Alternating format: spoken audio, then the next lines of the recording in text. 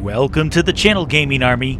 Have you ever been in a drop where within the opening minutes someone utters, "We're going to lose"? Let me know your experiences with that scenario in the comments below. And it brings up the other question, is that a defeatist attitude? Or do they know something you don't? Target destroyed. Well, in this video, we're going to delve into that.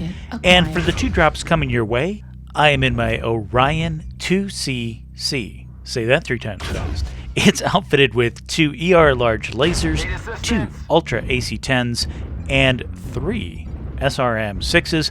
Our first drop has us playing Assault Mode on Polar Highlands. For those of you who have been paying attention to the minimap, you know the situation I am about to describe to you. For those of you who weren't watching the minimap, go ahead, restart the video, watch that opening segment again. It's okay, go ahead, I'll wait. Okay, now that we're all on the same page together, you'll notice that about 4 of our teammates hit the W key out of the gate, kicked off the NASCAR, and went straight into Hotel 8 via the right side of the map and straight into the teeth of the enemy. And that is why you're seeing the score you're seeing, 1 kill to 3. Also, with that sprint to get into Hotel 8, it has left the rest of the team very strung out and spread out, with some of our slower units not even into the 9 line before things kicked off. So now I'm in a tough predicament. I'm trying to stay kind of middle of the pack. I've got some units out to the right, I've got some units down in front of me, and more units to my left. I figure if I can stay in the middle, I should be able to swing left or right as necessary. I'm putting my ER large lasers to work with whatever targets that I can spot on that far ridge line. I'm also keeping an eye on enemy units moving through the open, like, I don't know, a Kodiak down there in Gulf 8. What's even more troubling is I've noticed at least 3 LRM units on the enemy team, and it appears that we do not have any fast-moving skirmishers that can swing around and apply pressure to those missile units. So what we have here is a textbook example of why everyone hates NASCARing. If everybody just blindly charges to the right, especially if the team is not together, bad things will happen. In this case, we have dug ourselves into a hole. Not only did we lose 3 of the mechs that charged Hotel 8, but they managed to take out a 4th unit that was loitering in the Gulf 8 area as well. I want to be very clear on this point. This was an unsupported NASCAR move and not something like a Wolfpack. Wolfpack is generally 4 fast-moving mechs working together in concert, going into an enemy flank at some position. It can be a very rewarding tactic if those 4 units manage to catch Tail End Charlie isolated from the rest of his team, and they're able to focus him down 4-1 very quickly. Where that strategy will run into problems is if that unit isn't alone, then it's 4 units charging into the teeth of the enemy, or if the enemy turns and responds quickly to help out their struggling teammate. So just be aware of that. Wolfpack can be very, very powerful, but this was just a blind NASCAR that has dug us into a deep hole. Now, to be fair, my own tactics have gotten me into a pickle. My teammates did a left-hand push. I knew there were units coming out of the right side Gulf 8. That's the 2 that I'm facing now, and I just can't get out enough damage before I am overwhelmed, which is unfortunate because I know that Blackjack has an open right torso, and the champion is now open CT. So after my demise, we'll switch over to see how the rest of the team is faring. It's not going so well. Score is 2-9. This is going to wind up being a rout. There are some heavily damaged enemy units on the board, just like the Blackjack with the open right torso and the champion with the open center torso. The problem becomes there's just not enough of my teammates left on the board to capitalize on these types of scenarios. Last 2 are making the stand at the Alamo in the center of the map, being pushed heavily. Here comes the champion.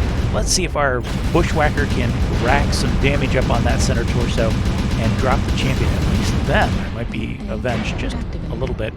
Oh, I don't think that's going to happen. We have some weapon jams going on. Here come more units, and the Bushwhacker is going to get focused and taken out. So switching over to the end screen on this one, we wind up with 1 KMDD, 3 assists, 574 damage done. Moving on to our next drop. This one has us playing Assault again, this time on Tourmaline Desert.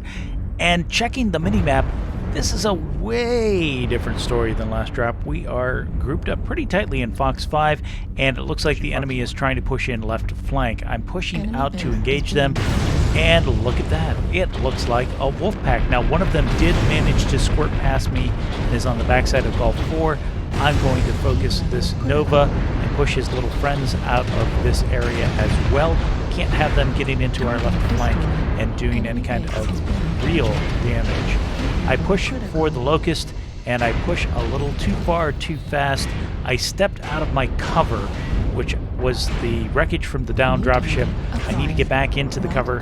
I left my right side exposed while I did the tactical shutdown, but that's okay. We do manage to get back into cover.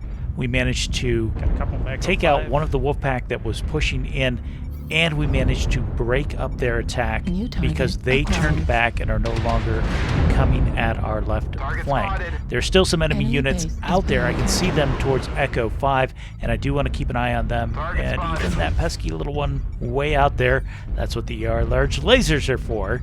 But I do want to get some shots on this. I just have to be careful not to overexpose myself. Continue to use cover of the wreckage as much as possible. I put out my artillery strike. Hopefully that will buy me some time and cover as I back off. I'm not going to turn around and give them my back in case they push around that corner, but I do want to link up with the assault mech in Fox 5. Now, two interesting things. Number one, I did not see any hits from that artillery strike, and more interesting is the fact the assault I was trying to link up with is actually an LRM boat, so he's not going to be pushing anywhere anytime soon. So that's going to be kind of a bad battle buddy for me to hang with. I'm going to go back out into the left flank, and I am not seeing signs of enemy units. Wait, there's something. The Battlemaster, looks like he's on the other side here towards Echo 5, so I'm going to push forward. It looks like they're slowly pulling back. That allows me an opportunity to move up and get closer. I'm going to go behind this hill, throw up my UAV. I want to see what's on the other side.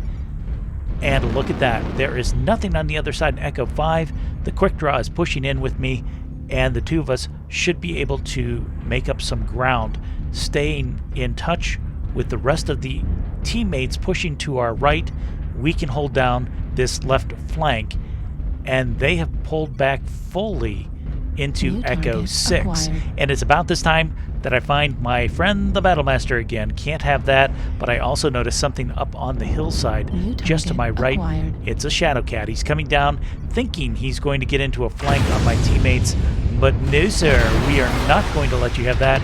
Welcome to Quick Draw and Orion versus Shadowcat. He wisely runs away. He doesn't want any part of that, and that protects my team's left flank. I notice a push coming from the enemy units, swinging back around to rejoin them. We find our friend the Battlemaster, who I've been looking for all this time. He's got his back to us. His back is open. We're going to do some good damage here. Just trying to get enough in to get the kill shot. There we go. The SRM's for the win, and we do the tactical shutdown at the same time. And you know what that means.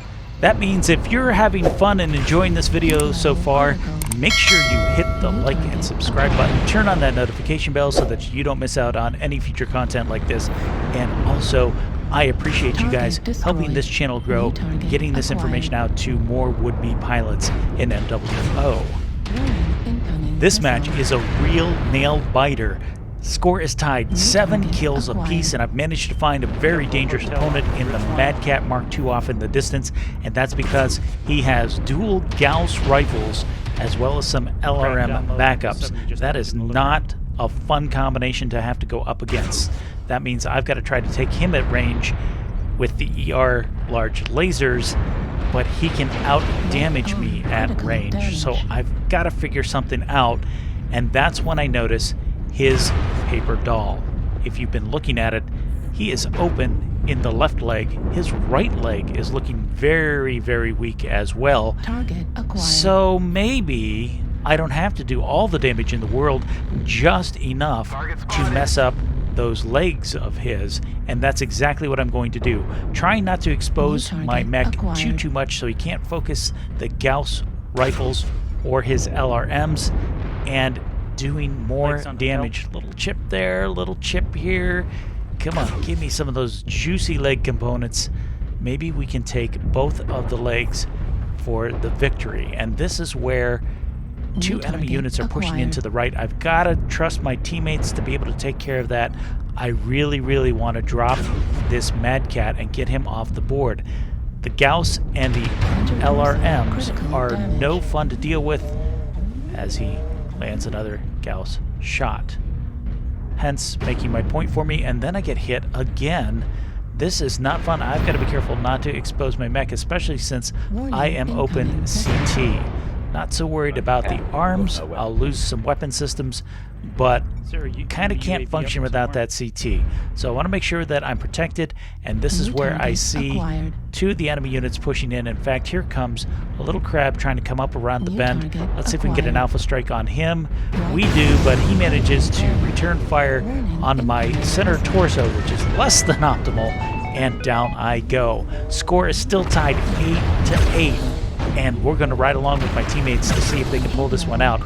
Luckily, the quick draw avenges me and takes out that pesky crab, getting the kill on that. Kill board is still tied 9-9. He then turns around and finds a Shadowhawk, who is one touch CT. Let's see if we can take him out. A teammate takes him out before he's able to get to it. And now it is 10-9. The last two are going to be off in the distance in the 7 line somewhere. Now, it took me a few minutes to put the pieces of the puzzle together. There is a second Gauss unit, and that's on the high ground in Delta 7. But while he's up there holding it down, the Mad Cat has moved in to the backside of Echo 6, and he's being focused by the Quick Draw and the Viper if they can just sweep those damaged legs. And there we go. Quick Draw gets a clutch shot, taking out the legs on the Mad Cat for the kill. Last enemy unit is a Bushwhacker. And he's got a light Gauss rifle, as well as some LRMs and a rocket launcher. Oh my. And he's fairly tanky too, so that is somewhat concerning. However, it is 3-1, and the quick draw is going to go vertical. He's got the jump jets to be able to get up to the high ground and challenge that Bushwhacker. Also playing out in the background is our third friendly unit has made it to the enemy base and is starting to cap it, which was already well underway, and that puts extra pressure on the Bushwhacker if he's going to stay and engage or go back to base to prevent the cap. And it looks like he's going back to base. The quick draw has him in his sights. He's in the open, and he's going for those legs. If they can leg the Bushwhacker, not only would it help with the kill, but it would prevent him from going around that corner and making it back to his base. Both the legs on the Bushwhacker are weak, but they're not open just yet. They keep focusing. There's the left one open, but it looks like he's going to make it into cover, and this is bad news for the cap victory. Just remember, guys, if you do damage to a capping unit, it stops the cap for 5 seconds, and now the Bushwhacker is free to engage our friendly unit. And as that fight plays out, it looks like the Bushwhacker is the victor, taking out our unit that was trying to do the cap, and now it's up to the Quick Draw and the Viper to move in. Both legs are open on the Bushwhacker. This is going to be a slugfest at the enemy base. They keep focusing those legs, which is the right thing to do. Right leg is one touch. There goes the right leg. Now we just need the left leg. Just one little shot on that left leg will take out the Bushwhacker, and down he goes. So my teammates managed to pull out the victory on this one, and switching over to our end screen, we wind up with 1 kill, 9 assists, 674 damage done.